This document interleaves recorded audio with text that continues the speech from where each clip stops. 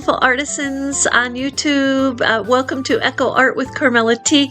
I'm having some blueberry coffee. It's very good. I'm hoping it will get me a little more wakeful. And it's a beautiful day today. We've got like 50 degrees in Vermont. It's gorgeous.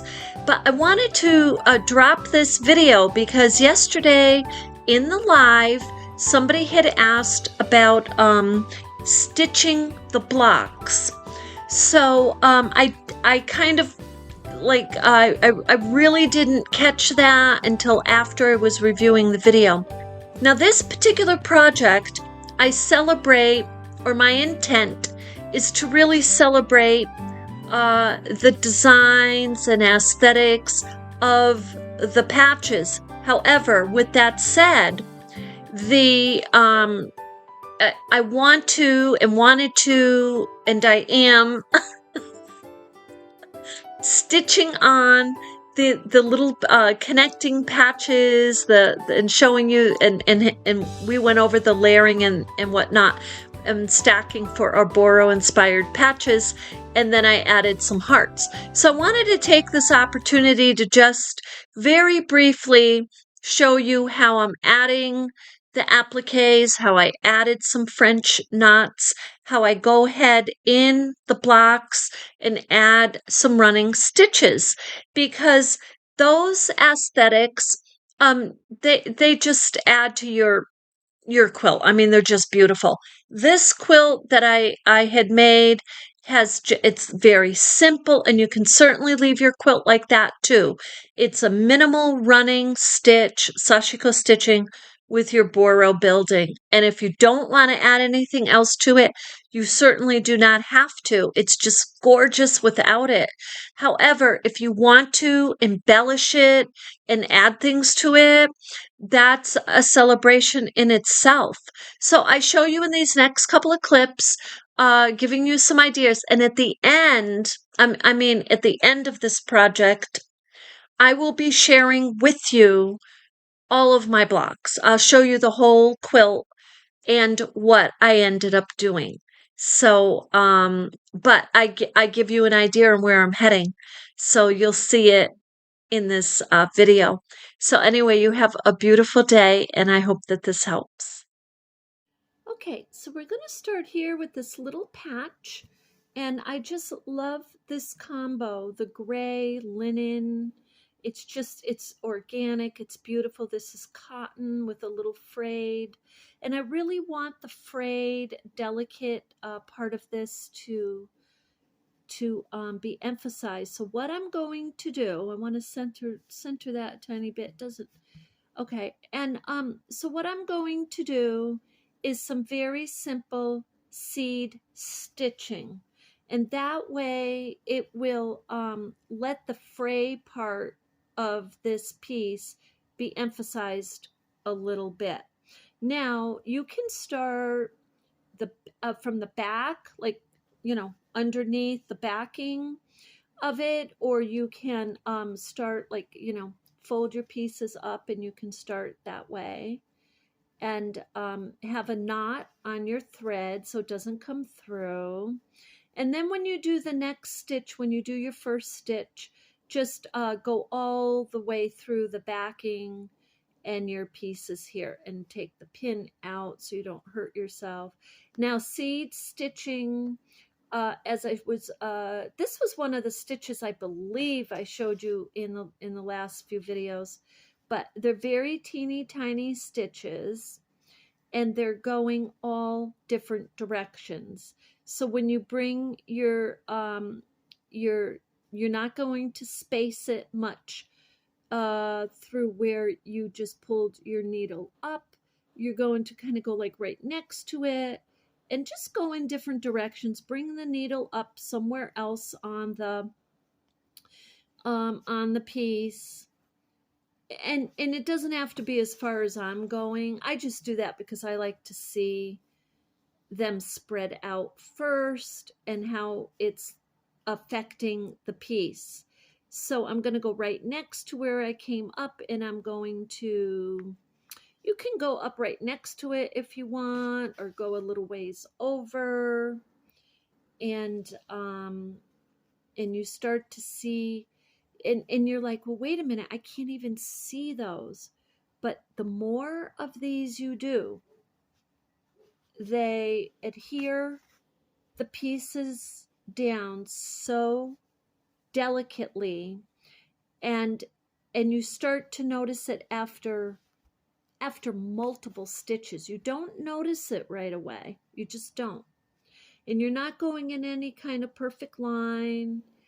You can go behind the stitch, a little bit behind it there.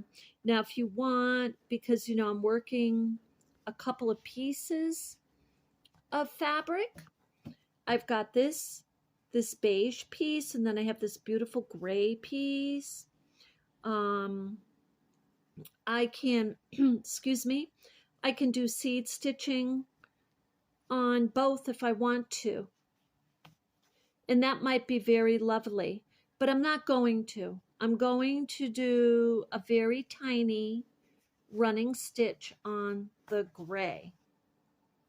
Now, I really have to emphasize that you do not in any way have to, because there's no absolutes with this Boro inspired pieces.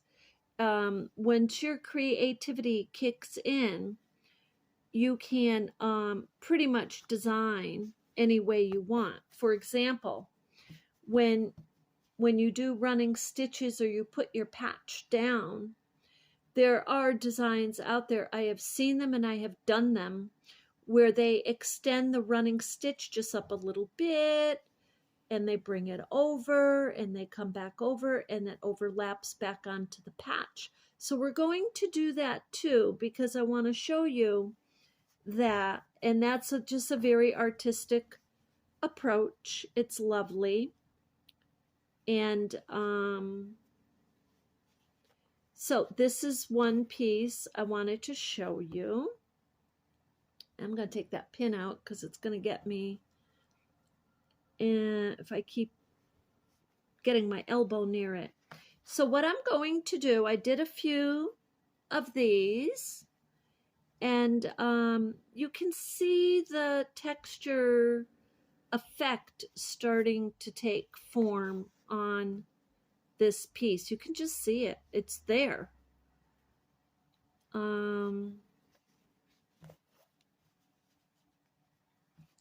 You can see it. You see it kind of like just starting to create a little texture of these little seeds, of these little tiny stitches. And I'll go on like this for a little bit and come until I have this whole piece covered. So for time wise, and you'll see that when I finish the piece, but for time wise, I'm just going to show you the next thing I'm going to focus on with this piece. We're going to do this beautiful buffalo plaid heart. We're going to sew this on somewhere where it's going to really pop. So I'm going to put this down, and maybe we put it here, or we could put it here. Yeah, that looks really good there.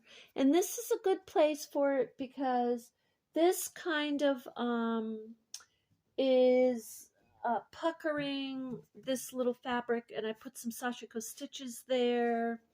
So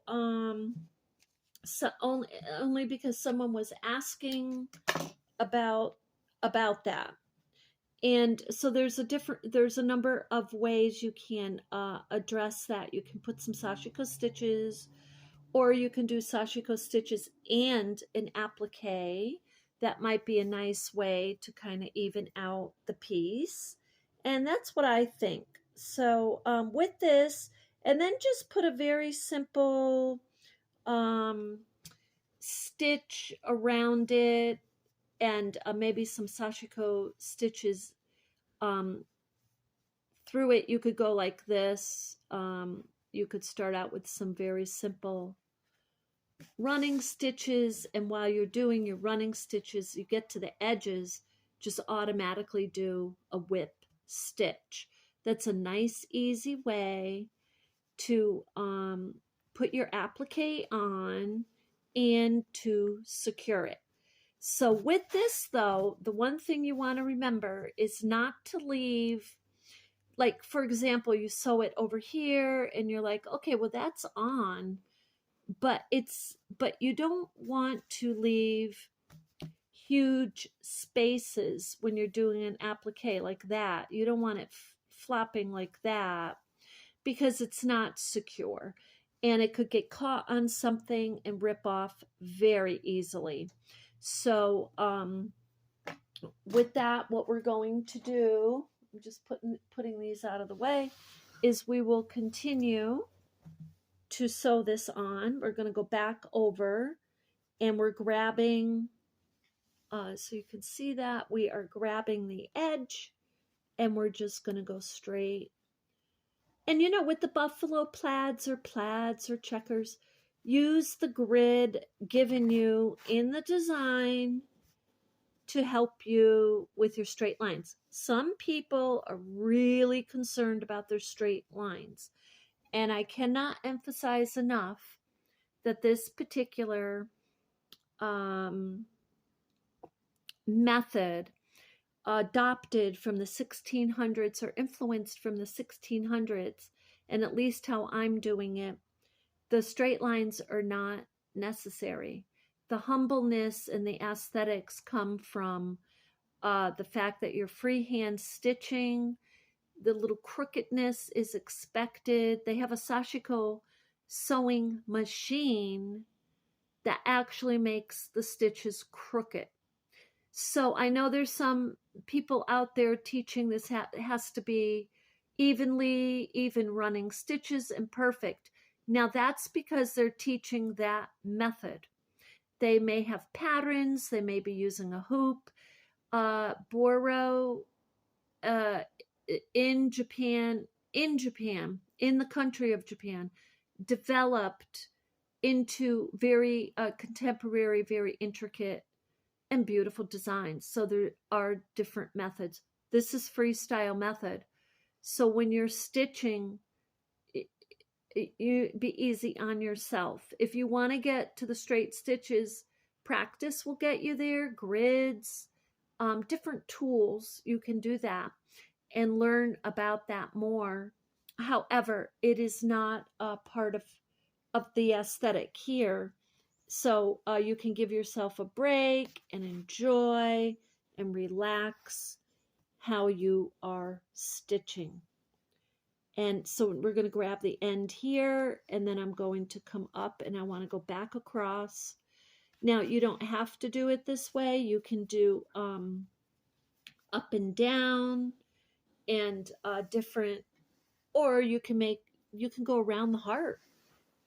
You can go around the heart itself. And so that's another way to do it. So I just want to grab that end and go straight across. I am going all the way through my base. And if I'm not adding my backing until I have all of my decor done, until I feel it's complete, and then I'll put the backing on.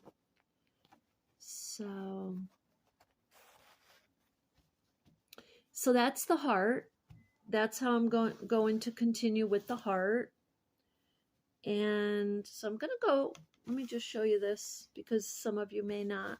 So I'm going to do one back stitch there to just catch it. And from the back, from underneath here, I'm coming back up and going down about a thumbnail or so. And I'm just going to follow this line straight across and just do my sashiko stitching like that. Okay, so those are the appliques. That's an applique. That's how I would be approaching them, very simply. But when you're done, you will notice, and then see I'm doing another back stitch. I'm doing that back stitch here to catch this because I want that to be complete. So and I will make sure that this is not flapping up like that. So I want to come down. So maybe I want to go vertically too. So you just want to make sure like it's secure.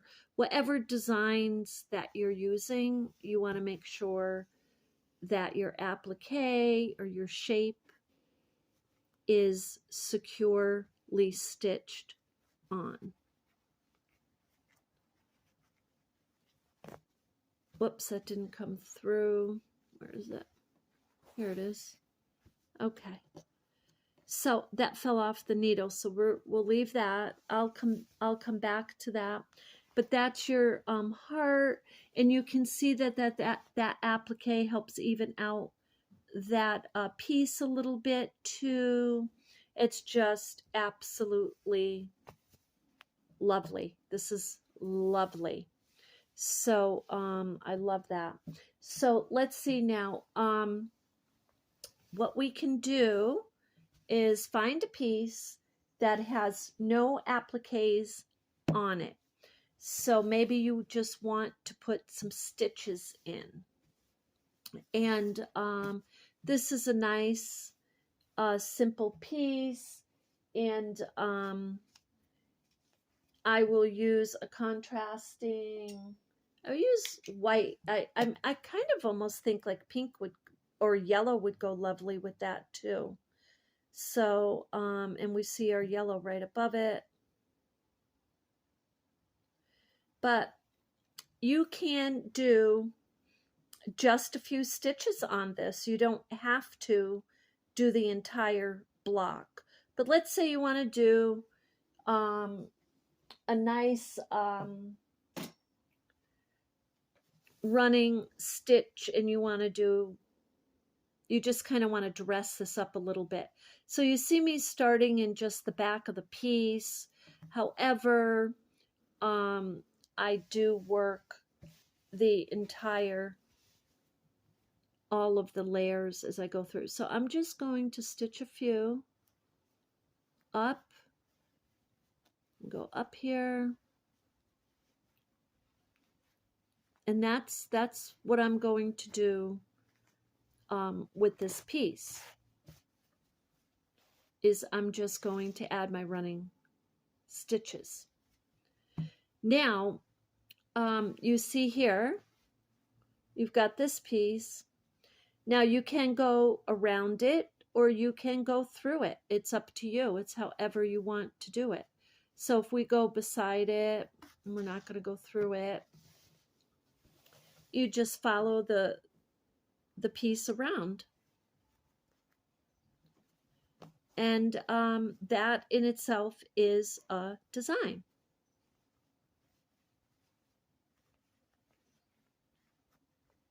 Now, the other thing you can do is you can mix your sashiko stitching with some French knots. Okay, so right over here, I'm going to go right over here because this is a very pretty piece. And pieces like this, I'm just going to take this off that. Pieces like this have it gives you a design that you don't even, like, it's like kind of like a gift, right? Because you can follow these stitches and you can do some embellishments of the dots. So you could use those dots to make your French knots, and then all of a sudden you just have a beautiful piece. It's the same design because let's say you love the design. Okay, so first I'm just going to show you a couple of French knots just to remind you from the last video. So let's say, okay, I'm going to start from the back here because I'm not finding a space I can go up. So I'm going to bring my needle up through one of those little dots right next to it, or as much as I can get on the dot, right like that. And I'm going to just do a couple of wraps here towards me and keep this as tight as I can. And then I'm going to bring the needle down and bring it back up through one of the other dots. And I should have a nice French knot. And there it is. I don't know if you can see it. It's kind of leaning. I'll make the next one larger. So we'll do this one larger. 1, 2, 3. We'll do 4. And I'm going to bring the needle down next to where I just did the knot, and then I'm going to bring it up to where that next little dot is. So there, that's a little better. You can see the little French knot. Now, as you do that, that raised effect will become very evident in the whole piece. It will be very beautiful. So then what I'm going to do, just for the sake of time, I'm going to come over here and I'm going to use this design and just simply do some sashiko stitching in that design. And this is white. I might use pink. I might use red or yellow, but you can use different color stitches. But look how beautiful that is. I mean, seriously. So that's another way you can do your little sashiko stitching, do your block stitches. And the other thing we didn't really talk about, but they used to do way back when, is they used to put messages. They used to write messages on the pieces. I'm going to take this off. But they would have a piece like this. This is perfect to write a message on. This one. So I'm going to write a message on there. Whether it be a meditative or word or something like that. So anyway, I hope that gives you a little bit of an idea. You know, you can go ahead, put your appliques in, or you can do running stitches for the whole block and just, you know, keep going. Or you can do your little decorative stitches, like your French knots, and follow the design given you.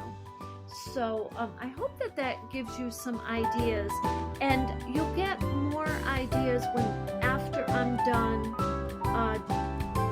with my piece. I'll share with you the other little things that I did in each block. It will be similar to these, only, you know, a different type of heart or a different patch or different running stitches, but it will be like that. So I hope that helps.